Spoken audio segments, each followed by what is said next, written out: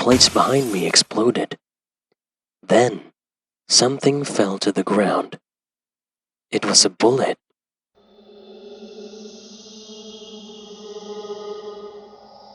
I was a teen boy who had a modest following on YouTube. I became hooked with the idea of pushing the envelope a bit in terms of pranks. Often I'd play pranks on my dad and my little sister. My mom was very grumpy, so I left her out of it.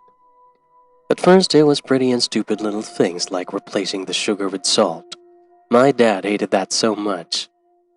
Then it escalated to me, quietly staying in the corner and then, bam, scaring the hell out of my brother with a werewolf mask.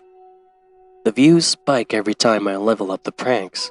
It was great, but then, as usual, eventually they get lower and lower as time passes by.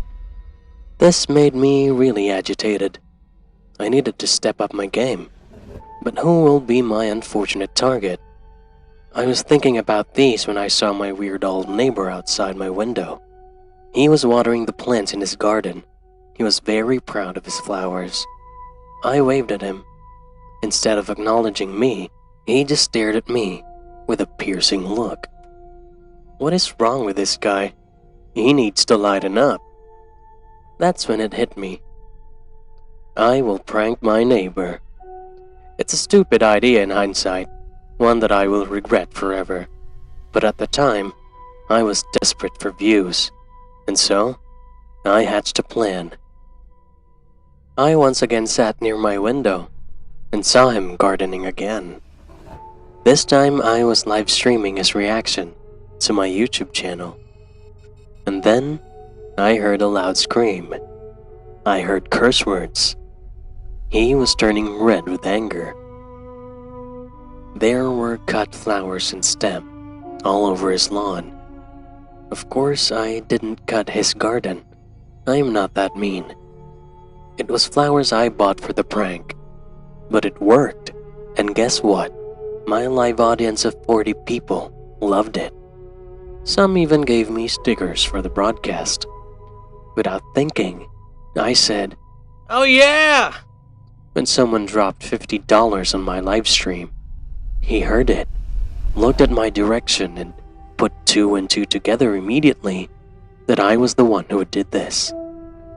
He gave me the angriest, meanest look I have ever seen in my life. I shouted sorry to him, and he just walked back to his house, seemingly defeated. I don't think he even noticed that those weren't his actual flowers. Oh well, I thought. So much for that. I was eating breakfast quietly with my family. We were having toast and eggs. Then, suddenly I heard a loud boom. I felt a gush of warm air near my cheeks, and the plates behind me exploded. Then, something fell to the ground. It was a bullet. Time slowed down to a blur in my mind, and I remember everything so vividly. My entire family stood up in shock. My brother was screaming. Then, a bullet hit him on the arm, and he fell. And more gunshots rang in our house. We all ducked. My mom quickly rushed to my brother's side to stop the bleeding. My poor brother was crying as my mom tried to stop the bleeding. The gunshots stopped.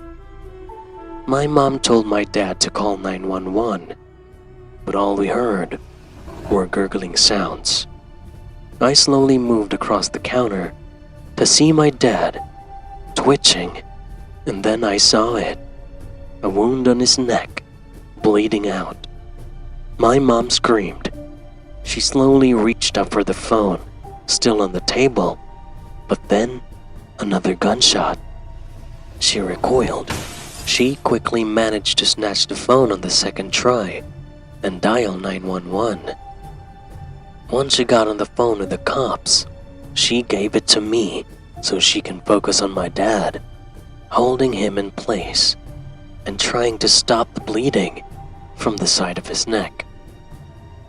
I told the operator our house what had happened and that I suspect that it was my neighbor, but I was interrupted with a banging on the door.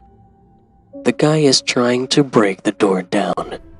For a few tense moments, we saw the hinges on the door give way. I thought this was the end. Then, we finally heard the sound of sirens. The man ran away, but he was eventually caught. My dad and brother were all put on an ambulance. My dad was critical, but we were lucky that the bullet missed a few vital parts by a few millimeters.